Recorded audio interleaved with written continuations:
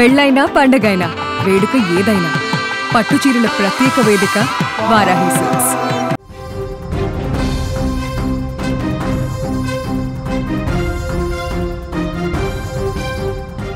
War breaking news అందుతోంది. Iran పై Israel బాంబుల వర్షం కురిపిస్తోంది. ఇరాన్ ప్రభుత్వ మీడియా ఛానల్ పై బాంబు దాడి జరిగింది. లైవ్ లో వార్తలు చదువుతుండగా ఒక్కసారిగా బాంబు పేలిన పరిస్థితుంది. ప్రాణ భయంతో యాంకర్ పరుగులు పెట్టిన దృశ్యం స్క్రీన్ మీద కూడా చూడొచ్చు. సోషల్ మీడియాలో ఈ దృశ్యాలు వైరల్గా మారాయి. మీడియా ఛానల్ మీద ఇరాన్ దాడిని ఖండించినటువంటి పరిస్థితుంది. ఇరాన్ ఇజ్రాయెల్ మధ్య 5వ రోజుకు ఈ దాడులు ప్రతిదాడులు కొనసాగుతున్నాయి. టెహరాన్కు ఏకంగా 100కు పైగా బాలిస్టిక్ క్షిపణులతో ఇజ్రాయెల్పై విరుచుకుపడింది. ఈ దాడిలో సుమారు 11 మంది ఇజ్రాయెల్ పౌరులు కూడా చనిపోయారు. 300 మందికి పైగా గాయపడ్డ పరిస్థితుంది. ఇందుకు ప్రతీకారంగా టెల్ అవీవ్ కూడా రెచ్చిపోతోంది. గగనతలం నుంచి ఇరాన్పై బాంబుల వర్షం కురిపిస్తోంది. ఇరాన్ ప్రభుత్వ మీడియా ఛానల్పై బాంబు దాడికి సంబంధించిన దృశ్యాలు మనం చూస్తున్నాం. ఆ సమయంలో స్టూడియోలో వార్తలు చదువుతున్న మహిళా యాంకర్ ప్రాణభయంతో ఒక్కసారిగా లేచి ఏ విధంగా పరుగులు పెడుతుందో చూస్తున్నాం. ఆ తర్వాత పూర్తిగా ఒక డస్ట్ స్టూడియో లోపలికి ఏ విధంగా వస్తుందో కూడా చాలా స్పష్టంగా ఆ దృశ్యాలు చూస్తుంటే మనకు అర్థమవుతుంది. ఆ న్యూస్ యాంకర్ చదువుతుండగానే ఒక్కసారిగా అక్కడ దాడి జరిగింది. క్షిపణి దాడి జరిగినటువంటి పరిస్థితుల్లో ఒక్కసారిగా స్టూడియో మొత్తం షేక్ అయిన పరిస్థితుంది. లోపల ఏ విధంగా ఆ దాడి తర్వాత దాడి జరిగినప్పుడు పూర్తిగా ఒక డస్ట్ పూర్తిగా లేచి దుమ్మంతా లేచి స్టూడియోలో ఏ విధంగా పడుతుందో క్లియర్గా లైవ్లో రికార్డ్ అయినటువంటి పరిస్థితుంది.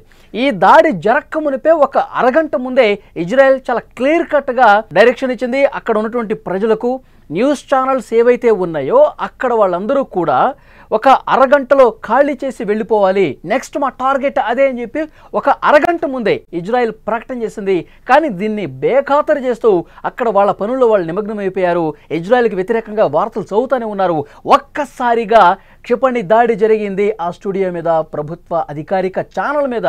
మహిళా యాంకర్ వార్తలు చదువుతుండగానే క్షిపణి దాడికి సంబంధించినటువంటి దృశ్యాలు, ఆ మహిళా యాంకర్ భయంతో విధంగా పరుగులు పెడుతున్నటువంటి దృశ్యాలు మనం స్క్రీన్ మీద చూస్తున్నాం. సో ప్రస్తుతం అక్కడ ఉన్నటువంటి తాజా పరిస్థితి తెలుసుకునే ప్రయత్నం చేద్దాం. న్యూస్ రూమ్ నుంచి సీనియర్ జర్నలిస్ట్ విజయ్ లైవ్లో సిద్ధంగా ఉన్నారు. విజయ్, ప్రస్తుతం ఇరాన్ ఇజ్రాయెల్ పూర్తిగా ఇజ్రాయెల్ పైచేయి సాధించిన పరిస్థితి. ఎందుకంటే విజువల్స్ మనం చూస్తున్నాం. సాధారణ ప్రజానీకం, అక్కడ మహిళా యాంకర్లు కావచ్చు, మనం వీడియోలు చూస్తుంటే అర్థమవుతుంది. సామాన్యులైతే పాకిస్తాన్ గేట్లను తోసుకుంటూ ఇక్కడ వద్దు మనం బతకలేమని చెప్పి ప్రాణాలు అరచేత్తో పెట్టుకుని గుప్పిట్లో పెట్టుకుని పరిగెడుతున్నటువంటి పరిస్థితి మనం చూస్తున్నాం. సో లేటెస్ట్ అప్డేట్స్ ఏం కనిపిస్తున్నాయి ఇరాన్లో దాడులకు సంబంధించి మీ దగ్గర ఉన్న ఇన్ఫర్మేషన్ అందజేయండి. రైట్, మళ్ళీ మనం చాలా విషయాలు చూస్తుంటాం. జనరల్గా ఎక్కడైనా కూడా ఏ న్యూస్ ఛానల్ అయినా కూడా జనరల్గా న్యూస్ రూమ్ నుంచి యాంకర్స్ బులెటిన్స్ చదువుతుంటారు. లైవ్ రిపోర్టింగ్ని అక్కడ ఎక్కడైతే ఇన్సిడెంట్స్ జరుగుతుంటాయో అక్కడి నుంచి వస్తున్నటువంటి ఫుటేజ్ని న్యూస్ రూమ్ నుంచి ఇక్కడి నుంచి కూడా లైవ్ ఫుటేజ్ ఇస్తుంటారు. జనరల్గా ప్రపంచంలో ఏ న్యూస్ ఛానల్ అయినా లైవ్ ఛానల్ అన్నా ఇవన్నీ కూడా కవరేజ్ చేస్తుంటాయి. కానీ ఇప్పుడు ఇజ్రాయెల్ ఇరాన్కి సంబంధించినటువంటి మధ్య జరుగుతున్న యుద్ధానికి సంబంధించినటువంటి ఒక ఇన్సిడెంట్ ఇప్పుడు సోషల్ మీడియాలో ఆ వీడియో వైరల్గా మారింది. ఏంటంటే యుద్ధానికి సంబంధించినటువంటి వార్తల్ని కవర్ చేస్తూ ముఖ్యంగా ఇజ్రాయెల్ ఇరాన్ మీద చేస్తున్నటువంటి దాడుల గురించి ఒక మహిళా యాంకర్ లైవ్లో వార్తలు చదువుతున్నటువంటి టైంలోనే ఏకంగా ఇజ్రాయెల్ ఆ బిల్డింగ్ మీదే బాంబు వేయడం జరిగింది. నేరుగా ఇరాన్లో అధికారిక మీడియా ఏదైతే ప్రభుత్వానికి సంబంధించినటువంటి అధికారిక మీడియా ఉన్నటువంటి IRIB అంటే Islamic Republican of Iran broadcasting సంబంధించినటువంటి న్యూస్ ఛానల్స్ మీద డైరెక్ట్గా బాంబు వేయడం జరిగింది. ఒక మహిళా యాంకర్ అక్కడ చాలా ఉద్వేగంగా ఆమె అక్కడ వార్తలు చదువుతుంది. ఇజ్రాయెల్ ఇక్కడ అమాయకుల్ని బలికొంటుంది, అమాయకుల మీద దాడులు చేస్తుంది, అమాయకుల మీద బాంబులు వేస్తుందంటూ చాలా ఎమోషనల్గా ఆమె న్యూస్ యాంకరింగ్ చేస్తుంది లైవ్లో. ఒక్కసారిగా అక్కడ బాంబు పడింది. ఆ బాంబు పడిన వెంటనే ఆ యాంకర్ వార్తలు చదవడాన్ని అక్కడ ఆపేసి అక్కడి నుంచి న్యూస్ రూమ్ నుంచి ఆమె బయటకు పరుగులు తీస్తున్నటువంటి దృశ్యాలు ఇప్పుడు సోషల్ మీడియాలోనూ అనేక ఛానల్లోనూ ఇప్పుడు వైరల్గా మారాయి. ముఖ్యంగా ఎవరైతే సహార్ ఎమామి అనేటువంటి ఈ మహిళా యాంకర్ ఆమె హిజాబ్ ధరించి మరి వార్తలు చదువుతున్నటువంటి దృశ్యాలు అక్కడ కనిపిస్తున్నాయి. అయితే ఇది IRIB ఈ ఇరాన్కి సంబంధించినటువంటి బ్రాడ్కాస్టింగ్ న్యూస్ బిల్డింగ్ మీద అటాక్ జరిగిన వెంటనే వార్తలు కొద్దిసేపు ఆపేసేయడం జరిగింది. లైవ్ టెలికాస్టింగ్ కొద్దిసేపు ఆపేయడం జరిగింది. వెంటనే అలర్ట్ అయినటువంటి అక్కడ ఉన్నటువంటి ఇరాన్కి సంబంధించినటువంటి కొంతమంది మీడియా జర్నలిస్టులు అందరూ కూడా తిరిగి యాజ్ ఇట్ ఈస్గా లైవ్ కవరేజ్ని స్టార్ట్ చేశారని చెప్పాలి. అయితే ఇక్కడ ఈ ఘటనలో ఈ అటాక్లో దాదాపుగా 10 నుంచి 20 మంది జర్నలిస్టులు గాయపడ్డారు. ఇప్పటి వరకు మనకు అందుతున్నటువంటి సమాచారం చూసినట్లయితే ఇరాన్కి సంబంధించినటువంటి 3 జర్నలిస్టులు కూడా ఈ అటాక్లో చనిపోయినట్టుగా సమాచారం ఉంటుంది. ముఖ్యంగా ఇజ్రాయెల్ చేస్తున్నటువంటి ఇరాన్ మీద చేస్తున్నటువంటి అటాక్స్ని ఒకసారి మనం పరిశీలించినట్లయితే వాళ్ళు చాలా వ్యూహాత్మకంగా ఇజ్రాయెల్ ఇరాన్ మీద అటాక్స్ చేస్తుంది.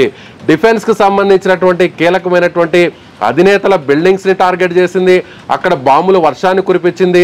అదేవిధంగా ప్రభుత్వానికి సంబంధించినటువంటి అధికారులకు సంబంధించి కీలకమైనటువంటి అధికారులు వాళ్ళ మీద వాళ్ళ బిల్డింగ్స్ మీద అటాక్ చేయడం జరిగింది.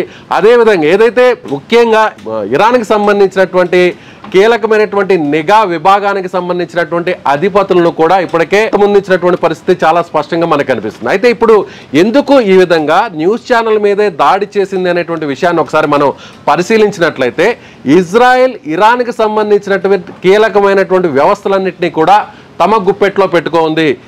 ఇరాన్ ఏ అడుగు వేస్తున్నా కూడా ఏ కదలిక జరుగుతున్నా కూడా ఆ సమాచారం తమకు అందుతోంది. ముఖ్యంగా తమకు వ్యతిరేకంగా వార్తలు అందిస్తున్నటువంటి ఏకంగా ఇరాన్కి సంబంధించినటువంటి అధికారిక మీడియా బిల్డింగ్నే టార్గెట్ చేశాం. అక్కడ లైవ్ బులెటిన్స్ జరుగుతున్న టైంలోనే అక్కడే నేరుగా బాంబు వేశామంటే ఇరాన్కి సంబంధించినటువంటి ఏ స్థావరం మీదైనా సరే తాము టార్గెట్ చేయగలం. ఇరాన్కి సంబంధించినటువంటి కీలకమైనటువంటి ఏ బిల్డింగ్స్ అయినా సరే సెకండ్లలో కూల్చివేయగలం అని ప్రపంచానికి చెప్తుంది. వ్యతిరేకమైనటువంటి కథనాలు ప్రసారం చేస్తోంది, ఇజ్రాయెల్ మీద విషం గక్కుతుంది. ఈ యుద్ధానికి సంబంధించి ప్రపంచానికి అబద్ధాలు అభూత కల్పనలు ఇరాన్ ప్రచారం చేస్తుంది కాబట్టి దానికి ఒక హెచ్చరిస్తూ ఆ విధంగా భయపెట్టే విధంగా ప్రయత్నం చేసిందని భావించాలా? ఎందుకంటే అన్ని అబద్ధాలు చెప్తుంది కాబట్టి ప్రపంచానికి నిజం తెలియాలి కాబట్టి ఆ విధమైన ప్రయత్నం చేసిందని భావించాలా? ఎస్, మీరు అన్నట్టుగా మనం చెప్తున్నట్టుగా ఇప్పుడు ఒకటే చెప్తుంది ఇజ్రాయెల్, ఇరాన్ని పూర్తిగా తాము ఇరాన్కి సంబంధించిన క్యాపిటల్ సిటీ టెహ్రాన్ని తాము గుప్పెట్లోకి తీసుకున్నాం, ఎయిర్ డిఫెన్స్ అంతా కూడా కొలాప్స్ చేసాం, ఏ క్షణంలో అయినా ఏ సెకండ్లో అయినా టెహ్రాన్ అంతా కూడా తాము క్యాప్చర్ చేయగలం అనేటువంటి స్టేట్మెంట్ ఇప్పటికే ఇజ్రాయెల్ ఇచ్చేసింది. మరోవైపు తమ మీద వ్యతిరేక వార్తలు ఇస్తున్నటువంటి ఇరాన్కి సంబంధించినటువంటి అధికారిక మీడియా ఛానళ్ళు అక్కడ లైవ్ టెలికాస్టింగ్ జరుగుతున్న టైంలోనే అక్కడ ఏకంగా తాము బాంబు వేయగలిగామంటే తమకున్నటువంటి శక్తి సామర్థ్యాలు, తమకున్నటువంటి ఆయుధ సంపత్తి ఏ స్థాయిదో ఆ స్థాయినంతా కూడా ప్రపంచానికి చెప్పడానికే ఈ ప్రయత్నం చేసిందని మాత్రం ఖచ్చితంగా చెప్పవచ్చు. ఎందుకంటే ఇప్పటికే ఇరాన్ ఒక రకంగా ఇజ్రాయెల్ ఎలాంటి అటాక్స్ చేస్తున్నా కూడా తట్టుకొని నిలబడి మళ్ళీ ఇజ్రాయెల్ మీద అటాక్స్ చేస్తుంది.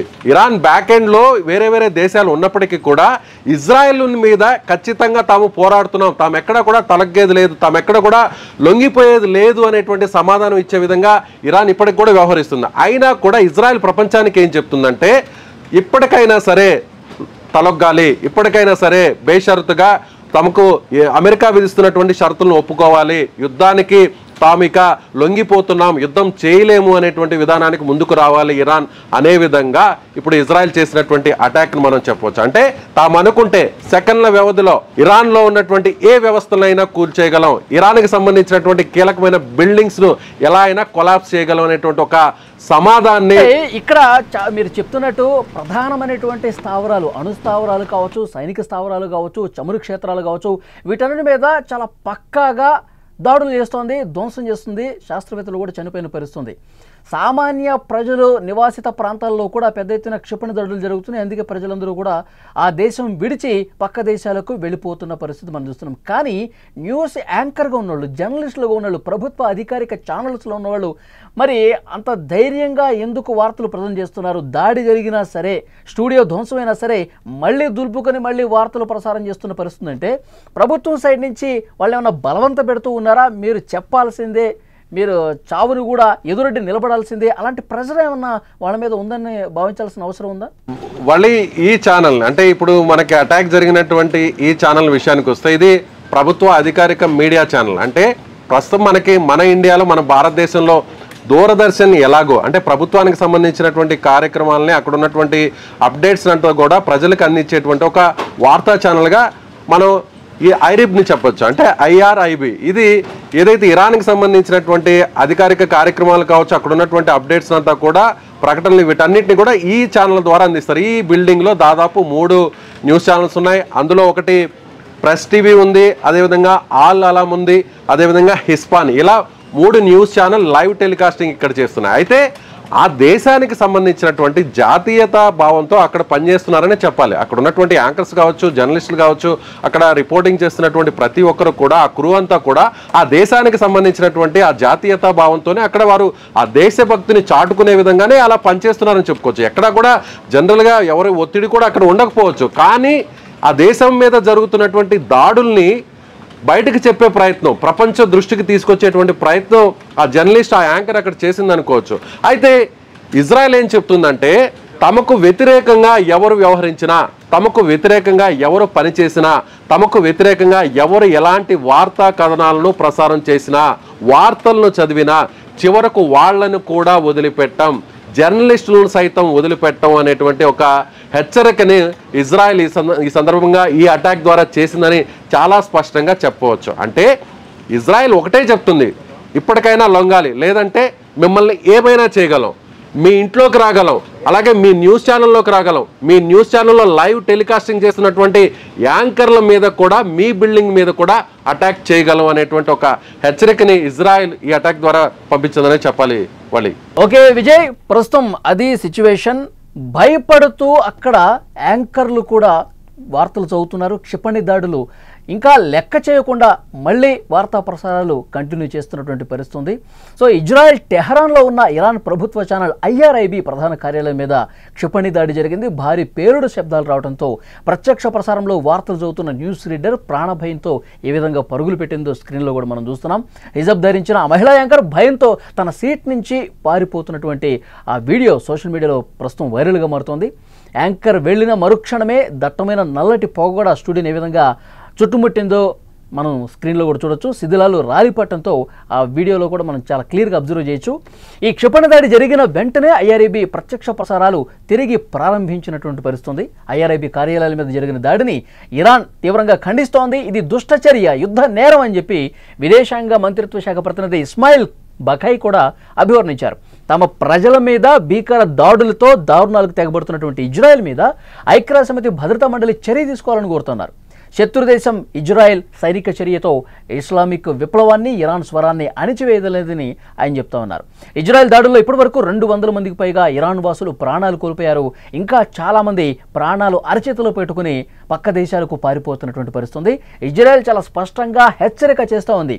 మా మీద విషం కక్కే ప్రయత్నాలు చేస్తే, ప్రపంచానికి అబద్ధాలు చెప్పే ప్రయత్నం చేస్తే మేము మీ టీవీ ఛానల్స్ను కూడా వదలము, మీ జర్నలిస్టులను కూడా వదిలే ప్రసక్తి లేదని చెప్పి పెద్ద ఎత్తున చాలా పర్ఫెక్ట్గా దాడులు చేస్తున్న పరిస్థితి. ఈ దాడి జరక్క ముందు ఒక అరగంట ముందే ఒక అలర్ట్ జారీ చేసింది.